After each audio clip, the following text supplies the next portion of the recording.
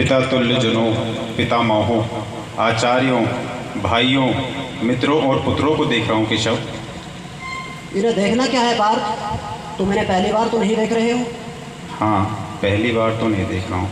और तो तुम ये भी जानते थे कि ये सगे संबंधी इस रणभूमि में किसी ना किसी और खड़े अवश्य दिखाई देंगे। तो क्या जानने और देखने में कोई अंतर नहीं है केशव? माधव, आप मेरे रथ को दोनों सेनाओं के मध्य में ले चलिए कि मेरा परिदृश्य ठीक रहे। मैं दोनों सेनाओं को बराबर की दूरी से देखना चाहता हूँ। मुझे ले चलिए वहाँ, मुझे ले चलिए।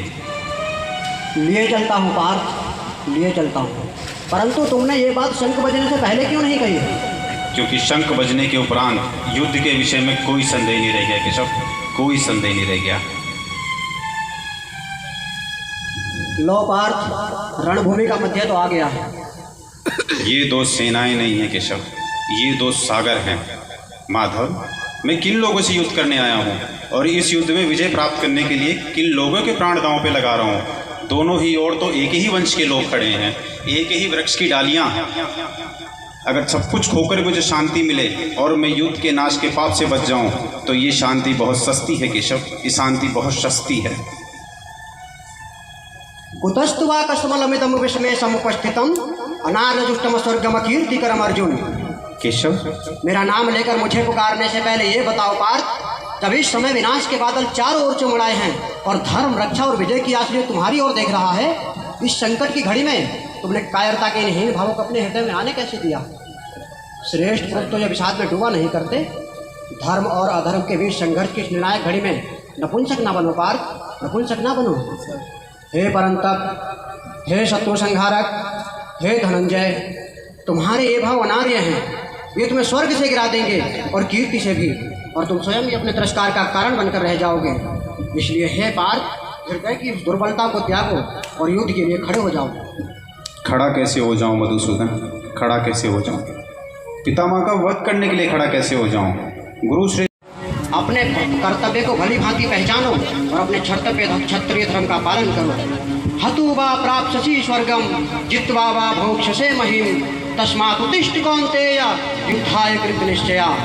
हे पार्थ, लाभ हानि जय पराजय इन सबको समान समझो और युद्ध करो। यदि तुम इस युद्ध में वीर गति को प्राप्त हुए तो स्वर्ग के साथ साथ कीर्ति पाओगे, और यदि तुम्हारी विजय हुई तो पृथ्वी का राज या यश भोगोगे। इसलिए हे पार्थ, उठो और युद्ध के लिए खड़े हो जाओ। हे परंतप, तुम्हारी एक दुर्बलता तुम्हें ले डूबेगी। हे परंतप, तनिक जरा ये तो सोचो कि तुम एक महान पुरुष हो और तुम्हारे पीछे लोग काम और स्वार्थ के मार्ग पर चल पड़ेंगे। मेरी ओर देखो पार्थ, मेरी ओर देखो।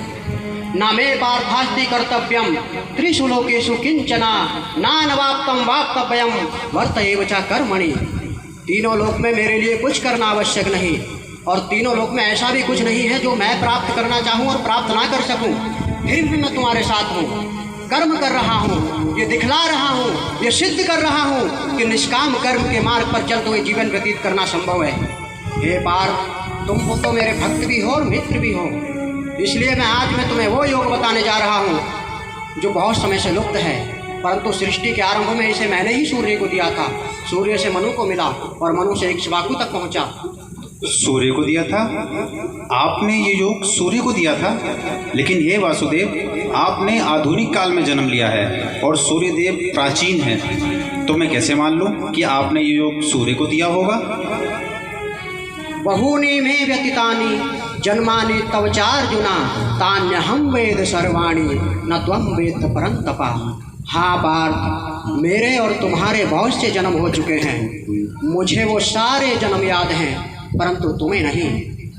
वैसे तो मैं जन्मा हूँ, अविनाशी हूँ और समस्त प्राणियों का स्वामी हूँ, परंतु मैं अपनी ही प्रकृति को अधीन करके अपनी ही योग माया से प्रकट होता रहता हूँ।